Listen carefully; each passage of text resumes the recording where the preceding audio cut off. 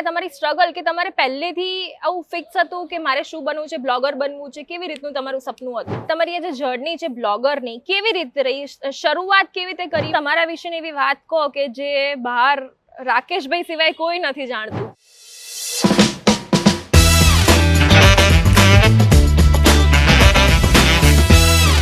ભાઈ કેમ છો અમદાવાદી ભાઈ? રાકેશભાઈ આવે એટલે દર વખતે કંઈક ને કંઈક ઓફર લાવે છે. તો આ વખતે ઓફરમાં કઈ પ્રોડક્ટ નથી લઈને, આ વખતે ઓફરમાં નોલેજ લઈને આવ્યા છે. એટલે ભાઈ વીટીવી ગુજરાતીના બંસી મેડમ આવે ને એટલે વાતોમાં વાત કરવાની મજા આવી જાય. તો ચલો આમાં જોડે વાત કરીએ અને એ ડિકોડ કરશે રાકેશભાઈનું નેચર શું છે, બિગનિંગથી કેવી રીતે ચાલુ કર્યું છે વ્લોગિંગ, અને ભાઈ વ્લોગિંગ કરવામાં કેટલા પ્રોબ્લેમ આવે ને એ પણ તમને આજે ખબર પડી છે. ચલો મેડમ. રાકેશભાઈ, સૌથી પહેલા તો હું ક્યુરિયસ એટલા માટે છું કે બ્લોગર બનવું અને ઓફર્સ લાવી, સૌથી પહેલા તમારી સ્ટ્રગલ કે તમારે પહેલેથી આવું ફિક્સ હતું કે મારે શું બનવું છે, બ્લોગર બનવું છે, કેવી રીતનું તમારું સપનું હતું? એકચ્યુઅલી કેવું છે મારે કે અત્યારે મતલબ મેં જ્યારે સ્ટાર્ટિંગ ફેઝ કર્યું મારા કરિયરમાં ત્યારે મેં સીએ ફાઇનલિસ્ટ છું. તો સીએ મારું ચાલી રહ્યું છે અને એના સાથે આ ફિલ્ડમાં મતલબ સીએ નો અમે તમને બધાને ખબર છે ઇન્ટ્રોવર્ટ કેટલા હોય છે, મને એમાં પણ તમારે એક્સ્ટ્રોવર્ટ થવું અને લોકો સાથે વાત કરવી ને એવી રીતે વાત કરવી એ સૌથી મોટું કહેવાય ને સ્ટ્રગલ છે. પ્લસ હું મારવાડી છું, મને ગુજરાતી નથી આવડતી, પણ ગુજરાતી શીખ્યા આમના માટે કે ભાઈ જ્યારે પણ લોકો જોડે આપણું કોન્ટેન્ટ જાય ને એટલે બેસ્ટ જ જવું જોઈએ, કારણ કે બેસ્ટ ના આપીને ત્યાંથી લોકો ફોલો ના કરે. બિલકુલ. તો ગુજરાતી કેટલા ટાઈમ થયો શીખવા માટે? એપ્રોક્સ 3 months, કારણ કે હિન્દી આવડતી હતી, મારવાડી આવે ને મારવાડીનું થોડુંક ટચ આપે એટલે ગુજરાતી થઈ જાય છે એવું મને લાગે. બિલકુલ. અને તમારી આ જે જર્ની છે બ્લોગરની કેવી રીતે રહી, શરૂઆત કેવી રીતે કરી? કારણ કે આમાં પણ કોસ્ટિંગ હોય છે, તમારે કેવું સ્ટ્રગલ રહ્યું એમાં?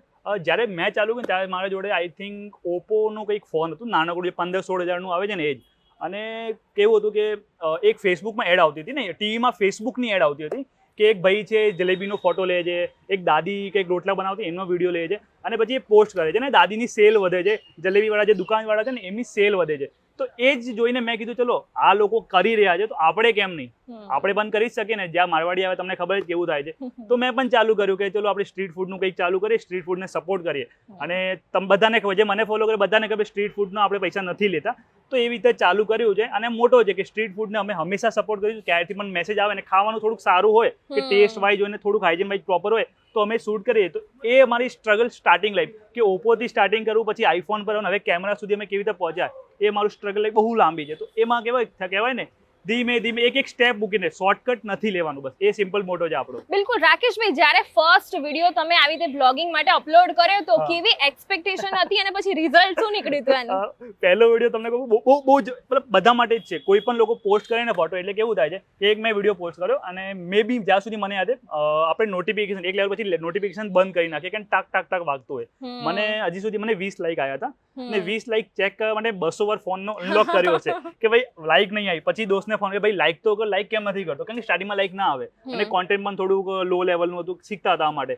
તો લાઈક નતો, લોકો જેટલા ફ્રેન્ડ્સ વાળા હતા ફેમિલી બધાને કીધું ભાઈ લાઈક કર, કમેન્ટ કર, ના કરે લિસ્ટ બનાવી હતી કે ભાઈ આને લાઈક કર્યો, આને લાઈક ના કરીને પછી ઘરે પહોંચી ભાઈ લાઈક કેમ નથી કર્યો. તો એ સ્ટાર્ટિંગ માં થાય, બહુ એક્સાઇટમેન્ટ હોય, કારણ કે એ જ મેટર કરે ને તમે મહેનત કરી છે અને લોકોને થાય કે નવા વ્લોગર જો એને શું કે બસ લાઈક આવી ગઈ, મજા આવી ગઈ. તો એ છે કે ફ્રેન્ડ અને ગ્રુપ, ફેમિલી ગ્રુપ બહુ સપોર્ટ જોઈએ ને એમનો મળ્યો છે આપણને. બિલકુલ. તો અત્યારે ડેઈલીમાં કેટલા વિડીયોઝ તમે બનાવો છો? અપલોડ ઇમ્પોર્ટન્ટ છે, તો હું ડેલીના 2 થી 3 નોર્મલ શૂટ થઈ જાય, ક્યારેક ક્યારેક છુટ્ટી રાખીએ છીએ કારણ કે પછી શું એડિટિંગમાં ટાઈમ લાગે છે. તો અત્યારે નોર્મલી એક રેગ્યુલર અપલોડ થાય છે, એના અલાવા 2 થઈ જાય, મતલબ મોસ્ટલી વીકમાં 2 થી 3 દિવસ એવા આવે છે જેમાં અમે 2 અપલોડ કરીએ છીએ વિડીયો. અને વિડીયો બનાવવા પાછળની મહેનત કેવું હોય કે વિડીયો બનાવવું, મને ખબર છે કે બહુ જ મહેનતનું કામ છે, વન મેન આર્મી તરીકે લડવું.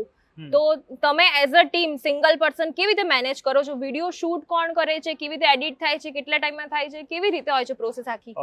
એકચ્યુઅલી હું નાનપણથી ફોન ટેકનોલોજીનો બહુ ફોન્ડ છું, મતલબ બહુ મજા આવે છે મને. તો એ જ જ્યારે પહેલો વિડીયો બનાવ્યો ને એટલે બધું લોકોને લાગે બહુ હાઈફાઈ છે, પણ તમે નાના લેવલથી ચાલુ કરવું હોય ને તો નોર્મલ વિડીયો ક્લિપ લો, નાની ક્લિપ લેવાની પહેલા. જેમ કે તમે કોઈક રેસ્ટોરન્ટમાં ગયા ફોર એક્ઝામ્પલ, તો રેસ્ટોરન્ટમાં જે બેસ્ટ ક્લિપ તમને આવડતી હોય એ લઈ લો, બધાને ટ્રીમ કરો. ટ્રીમ ઇન ધ સેન્સ તમને જે બેસ્ટ ક્લિપનો ને 1 સેકન્ડ હોય, 3 સેકન્ડની તમે રીલ શૂટ તો કરી, પણ તમારે કેટલા સેકન્ડની રાખવાની એ ઇમ્પોર્ટન્ટ છે. ફોર એક્ઝામ્પલ 1.5 થી 2 સેકન્ડ એક કહેવાય ને હાઈ રેટેડ કહેવાય, એક મતલબ એક રિપોર્ટમાં પણ આવેલું છે કે આ 1.5 થી 2 સેકન્ડમાં તમારી સ્ક્રીન ચેન્જ થતી હોય તો લોકો વધારે જોઈએ. તો સૌથી પહેલા વિડીયો શૂટ કરો પરફેક્ટ રીતે, પછી એને એડિટ કરો. એડિટમાં પણ તમારે સોંગ કેવું રાખવાનું, તમારે હેશટેગ શું રાખવાના છે કેપ્શનમાં, એના અલાવા તમારે સોંગ સાથે તમે વોઇસ ઓવર કેટલો આપજો, તમારે રીલ કેવી રીતે લાઈવમાં કરવી છે વોઇસ ઓવરમાં, એક કોન્સેપ્ટ ડિસાઇડ થાય છે. પછી વોઇસ ઓવર કરવો છે તો એમાં તમારે સ્ટાર્ટિંગમાં હુક્સ કેવી રીતે રાખવાનું, થંબનેલ શું રાખવાનું છે, આટલું બધું થઈ જાય તો પછી તમારે ડિસ્ક્રિપ્શન પર આવવાનું કે તમે વિડીયો અપલોડ કરો એટલે કેપ્શન ઇમ્પોર્ટન્ટ હોય. કેપ્શન આપ્યું તો એમાં ઇન્ફોર્મેશન પ્રોપર આવી કે નહીં, ફોન નંબર પ્રોપર લોકોને દેખાય કે નથી, એ બધી ઇન્ફોર્મેશન થાય. પછી એક થાય છે પરફેક્ટ ટાઈમ ઓફ અપલોડિંગ, તમારા ફોલોઅર્સ વધારે કયા ટાઈમ પર વિડીયો જોવે છે એ બધું મેચ થાય. પછી એક વિડીયો નોર્મલી ફાઇનલી કહેવાય ને આપણો જે ક્લાયન્ટ હોય એના જોડે જાય અપ્રુવલ માટે. હવે બધાને ખબર ક્લાયન્ટ જોડે વિડીયો જાય એટલે 10-12 મિસ્ટેક્સ આવે જ છે. મિસ્ટેક આવે એટલે પછી એને ચેન્જ કરવાનું, એના પછી ફરીથી બધી કોડિંગ જે તમે તમને કીધું ને આખી પ્રોસેસ 0 થી લઈને લાસ્ટ સુધી એ ફરીથી કરીને પછી એક વિડીયો ફાઇનલી અપ્રૂવ થાય એના પછી જે લાઇક્સ આવે એમાં સુકૂન મળે. બિલકુલ. તો અત્યારે તમે આ વિડીયો શૂટ જાતે જ કરો છો? હા, હું જાતે જ કરું છું અત્યારે. તો જાતે શૂટ કરવું, સાથે હોસ્ટિંગ પણ કરવું અને એડિટિંગ શેમાં કરો છો, કોમ્પ્યુટર કે પછી ફોન સોફ્ટવેરમાં? અત્યારે જે રીલ્સ બનાવી છે અમે આઈફોન થી શૂટ કરી રહ્યા છે તો VN કે CapCut. VN તમારા માટે બહુ સારું છે, કામ એમાં તમારે VPN ના વાપરવું પડે. CapCutમાં તમારે VPN યુઝ કરવું પડે. તો VPN યુઝ કરી ત્યારે તેમના કંઈક ડ્રોબેક્સ પણ છે કે તમારો ડેટા બહુ વાર લીક થઈ જાય, તો એના માટે સેપરેટ ફોન તમારે રાખવું પડે જેમાં તમારો પર્સનલ ડેટા ના હોય. તો VPN અને શું કહેવાય VN અને CapCut અત્યારે નોર્મલી માર્કેટમાં લોકો ઇનશોર્ટ કરીને પણ એક એપ છે એ પણ યુઝ થાય છે. બિલકુલ. તો જ્યારે તમારે શૂટ કરવા માટે કેવું હોય કે તમારે એકચ્યુઅલ હાજર પણ રહેવું પડે અથવા તમારો ફૂલ રોલ હોય, તો ત્યારે શૂટ કેવી રીતે મેનેજ થાય છે? હું બહુ કહેવાય ને ફ્રેન્ડલી માણસ થઈ ગયો છું આ વ્લોગિંગમાં આવીને, તો જે મારા ક્લાયન્ટ હોય એ જ શૂટ કરી આપે બહુ વાર.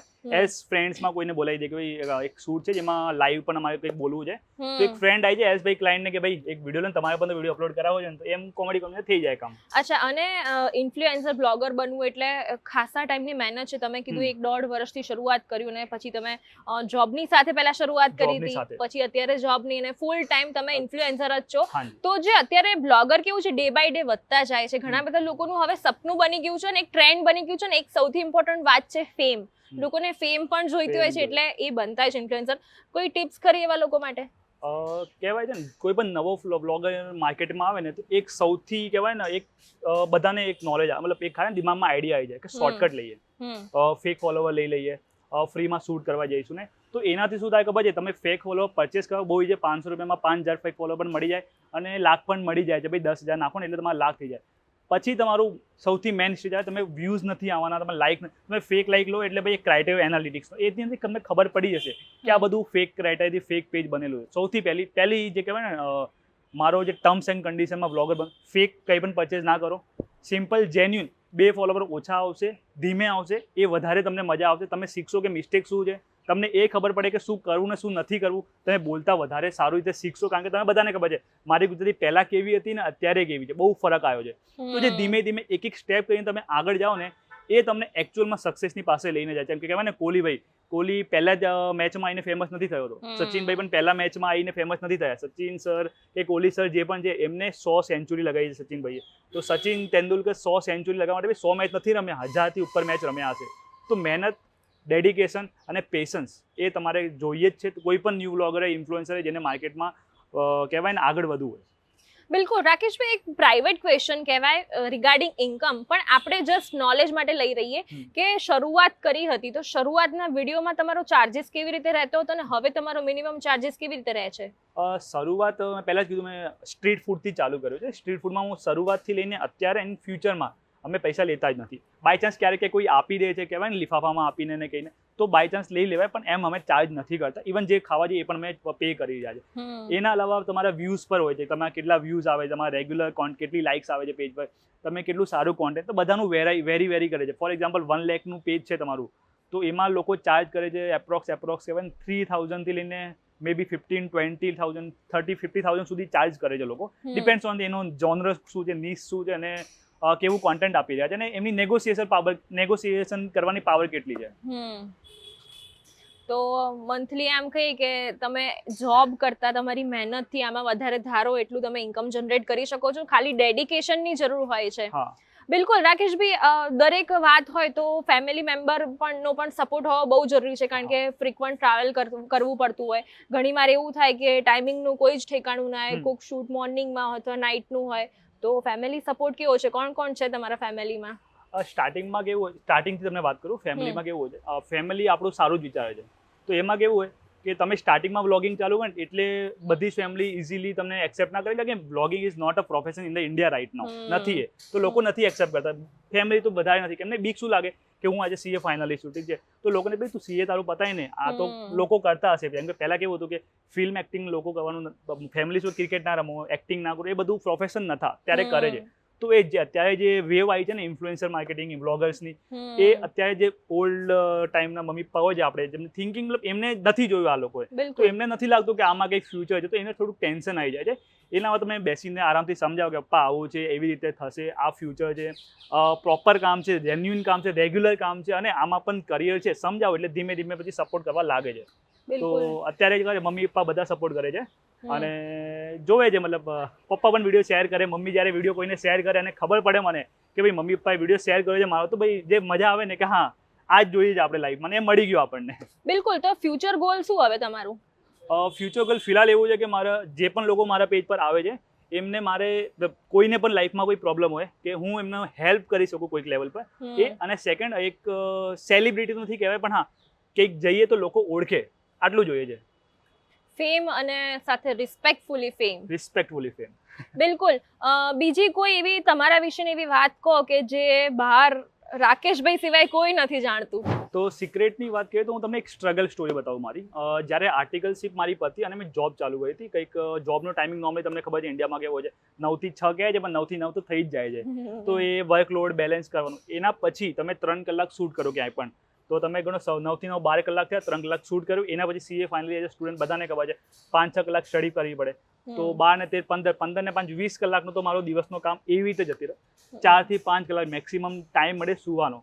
તો એ સ્ટ્રગલ કોઈને નથી ખબર, એ ખાલી એટલું જ ખબર છે બધાને કે રાકેશભાઈ છે બહુ ફ્રેશ આવે છે, બહુ જોરદાર કામ કરે છે, પણ છે સ્ટ્રગલ છે. ઇન્ફ્લુએન્સર માર્કેટિંગ, બ્લોગિંગ કે કોઈ પણ તમે બિઝનેસ કરો, જોબ કરો, તમારે સક્સેસ જોઈએ તો તમારે સ્ટ્રગલ કરવું પડે. સ્ટ્રગલની લાઈફ બધાની જે પણ કહેવાય ને, 1 day ફેમ, તમે કાલે કંઈ નથી ને આજે તમે ફેમસ થઈ ગયા છો, તો એના પાછળના 1000 દિવસ કે 10,000 દિવસ લોકોને નથી ખબર. એ ખબર કોને હશે? જે તમારા ફેમિલી મેમ્બર, નેબર્સ, ફ્રેન્ડ્સ, જે તમને ટચમાં હોય એમને ખબર હોય છે. પણ કહેવાય ને લોકોને શું જોઈએ છે લાસ્ટમાં કે રાકેશભાઈ રોજ સારો કોન્ટેન્ટ લઈને આવે અને સારી ચીજ અમને બતાવે, તો એ જ ફોકસ છે અમારું, તો એ જ રહેવાનું પણ છે. તો એ સિક્રેટ હતું કે હા મહેનત બહુ કરી છે, બહુ કહેવાય ને ગુજરાત બહુ ઘસાઈ છે અમે લાઈફમાં, તો એ રહેશે.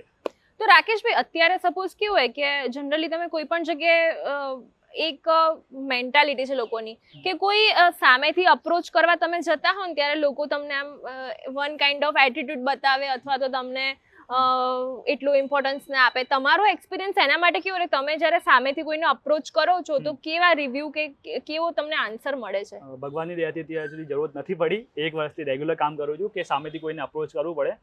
એલ્સ કેવું છે કે એક કોડ હોય છે અમારા ફિલ્ડમાં કે તમે સામેથી અપ્રોચ કરો એટલે સીધી વાત તમે કહો તમે પૈસા નથી મળવાના. લોકો બાર્ટરયુ તમને બોલવા લાગે. બાર્ટર કહેવાય પણ હવે ગુજરાતીમાં થોડુંક એડ કરીએ તો બાર્ટરયુ કહેવાય. અને જે લોકો એકવાર બાર્ટરના સ્કેમમાં ફસી ગયા એ ફસી ગયા, કારણ કે એમને પછી એવા જ ક્લાયન્ટ આવશે. 1 થી 2 કહેવાય ચેન્સ હોય છે, સર્કલ હોય છે, ઇકોસિસ્ટમ હોય છે. તો આનો પણ એક ઇકોસિસ્ટમ છે. એકવાર તમે બાર્ટરનું કામ ચાલુ કર્યું એટલે તમે રેગ્યુલર એ જ આવશે કે ભાઈ ફ્રીમાં કામ કરી આપો, તમને મોટું કામ અપાવીશ, ફલાના ઢેકના મોટી બ્રેન્ડના જોડે કામ આવી, તમારું નામ મોટું થશે, તમારી વેલ્યુ વધશે. ભાઈ બાર્ટર નથી કરવાનું. બાર્ટર કર્યું એટલે ફસી ગયા, સિમ્પલ. અમદાવાદ કે ગુજરાત કે સુરત, ઇન્ડિયામાં બહુ જ બધી એ બ્રાન્ડ સારી એવી 5 સ્ટાર બ્રાન્ડ છે જે પૈસા નથી આપે. અને જે લોકો બાર્ટર કરે છે ને એનાથી નુકસાન શું થાય? એક તો તમારી વેલ્યુ નથી હોતા, તમને બ્રાન્ડ ક્યારે વેલ્યુ નથી આપે. મોટી મોટી બ્રાન્ડ અમને સારા પૈસા આપે છે એમના પ્રમોશન કરવા માટે, પણ જ્યારે કોઈ બાર્ટરયુ ત્યાં જતું રહે અને કામ કરીને આવે અને અમે એ જ ક્લાયન્ટથી મળવા જઈએ ને એટલે એ ભાઈની ઇજ્જત ક્યારે નથી મળતી. એ શું કે એ તો ભાઈ ફ્રીમાં કરીને જાય છે ને કામ, પૈસાનું શું ફલાણા કહેવાય ને, એના જોડે કામ નથી, ફ્રીમાં કરીને જાય છે. તો પોતાની વેલ્યુ બનાવો, બાર્ટરનું કામ ના કરો. પ્લસ બીજું તો એ જ છે, બધાને ખબર છે કે મહેનત કરીએ તો કામ ચાલે છે, પણ હા બાર્ટર કામ નહીં કરવાનું, કારણ કે બાર્ટર જ્યારે તમે કરશો ફસાઈ જશો અને તમારું page grow, life growth, success growth બધી ઊભી રહી જશે. આપણે વેલ્યુ કરીશું આપણા કામની તો જ લોકો પણ વેલ્યુ કરશે. ખજૂરભાઈએ કીધું હતું, એક ખજૂરભાઈનો વિડીયો હતો રીલ્સમાં કે તમારી વેલ્યુ તમે પોતે કરશો ને તો જ લોકો કરશે. તમને નથી લાગતું કે તમારી વેલ્યુ નથી તો ફ્રીમાં કામ કરો, એલ્સ ચાર્જ કરો, થોડું કરો પણ કરો. તો બસ હવે એક લાસ્ટમાં જતા જતા આપણા વ્યુઅર માટે શું ખાસ ઓફર આજે આપશો વીટીવી માટે? વીટીવીનું કેવું છે કે વીટીવી એક કોન્સેપ્ટ લઈને આવી છે જે વાતોવાળા મેડમ છે, બંસી મેડમ. તો એ શું કરે છે ખબર છે, અત્યારે સારા એવા લોકો છે જેમ કે જેમ માર્કેટમાં સારું કામ કરી રહ્યા છે, ઇન્ફ્લુએન્સર માર્કેટિંગમાં, એમને ગોતી રહ્યા છે, અપ્રોચ કરી રહ્યા, મહેનત કરી રહ્યા છે અને એમના રેગ્યુલર પેજ પર એક વિડીયો વીકનો આવે જ છે. વીકનો જ આવે છે મેડમ? વીકનો આવે છે, every Sunday 5 PM. Every Sunday 5 PM એક વિડીયો શો મેડમનો આવે છે, જે પ્રોપર કહેવાય નોલેજવાળો, જે બધાનું સ્ટ્રગલ લાઈફ, એમને કેવી રીતે સક્સેસ સુધી પહોંચ્યા છે એ બધી ડીકોડેડ તમારે ઇન્ફોર્મેશન જોઈતી હોય તો પેજને સબસ્ક્રાઇબ કરો અને લાઈક કરો છો. રાકેશભાઈને પણ સબસ્ક્રાઇબ કરો, ક્યાંક ડિસ્ક્રિપ્શનમાં લિંક મળી જશે. બસ, તો રાકેશભાઈએ કહી જ દીધું છે તો હવે મારે અલગથી કહેવાની જરૂર નથી કે VTV નું પેજ તમારે લાઈક ને સબસ્ક્રાઇબ કરવાની છે. બસ આવા જ બધા અવનવા સબ્જેક્ટ ને બસ આવા જ બધા ઇન્ફ્લુએન્સરની સાથે હું તમને મીટિંગ કરાવતી રહીશ. Till then bye bye.